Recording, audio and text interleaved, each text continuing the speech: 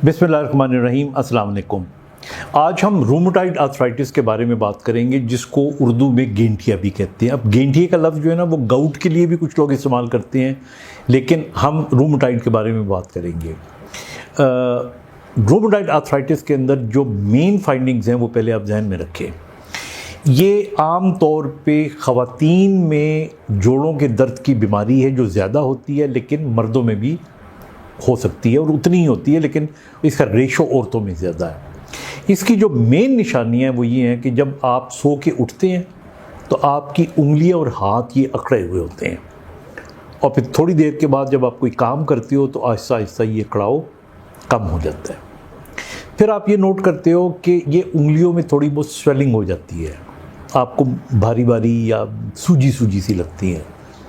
फिर बीमारी जूं आगे बढ़ती है तो फिर ये आपके हाथों के अलावा बाकी जोड़ों को भी इफ़ेक्ट करती है, जिनमें आपके घुटने भी हो सकती हैं, टखने भी हो सकती हैं, कलाई हो सकती है, गर्दन हो सकती है।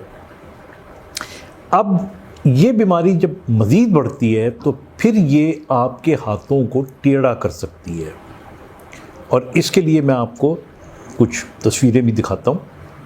ये जब टेढ़ा करती है तो जो हाथ होता है वो पहले यूँ टेढ़ा होता है, फिर उंगलियां टेढ़ी होती हैं। इसको हम अल्नर डिविएशन कहते हैं और स्वान नेक डिफॉर्मिटी ऑफ द फिंगर्स कहते हैं। और हमारे ये जो जोड़ होते हैं, ये MCP इसको जोड़ कहते हैं, इनके अंदर पहले स्वेलिंग आती है, हाथ फिर यूँ हो जाता है। तो जब हाथ टेढ़ा होता है तो फिर उससे आप रोज़मर्रा के काम नहीं कर सकते। आप जिस तरह आप स्पून है वो नहीं पकड़ सकते, आप चम्मच नहीं पकड़ सकते, निवाला नहीं तोड़ सकते, तो यहाँ से माजूरी शुरू हो जाती है। अब बहुत से लोग ये समझते हैं कि ये सिर्फ जोड़ों की बीमारी है।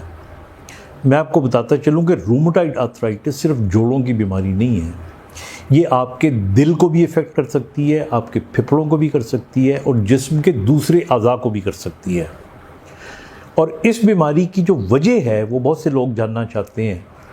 एग्जैक्ट वजह नहीं पता, लेकिन इसमें कहा यह जाता है कि हमारे यहाँ कुछ जेनेटिक टेंडेंसीज़ होती हैं और कुछ एनवायरमेंटल होती हैं, लेकिन असल में होता ये है कि एंटीबॉडीज़ हमारी बनती हैं बॉडी में, और वो हमारे जिस्म को, ख़ास तौर पे जोड़ों की जो झिल्लियाँ होती हैं, उनको वो दुश्मन समझ के हमारी अपनी बॉडी ही, यानी हमारी फ़ौज, हमारे ही जिस्म के ख़िलाफ़ लड़ना शुरू कर देती है।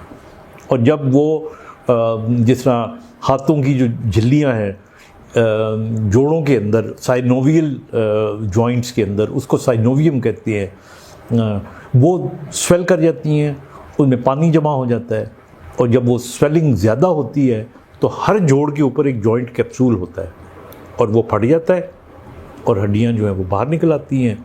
सबलक्सेशन कहते हैं इसको, और डिफॉर्मिटी आ जाती है। तो इस तरह करके अगर हम इसकी तफसील में जाएं तो बहुत लंबी हो जाएगी। तो मोटी मोटी बातें जो मैंने बतानी है आपको वो यही हैं कि इसमें पेशेंट जो होता है वो आम तौर पे मिडिल एज के अंदर ये नौजवानी में भी सकती है, बच्चों में भी हो सकती है, जुवेनाइल रूमेटॉइड आर्थराइटिस कहते हैं, बट मेनली 40 साल के बाद फीमेल, एंड देन एंटीबॉडीज़ बनती हैं।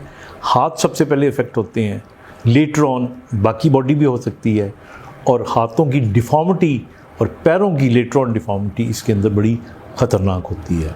अब इसका जो इलाज है उसमें हम एक डिज़ीज़ मॉडिफाइंग ड्रग्स इस्तेमाल करते हैं।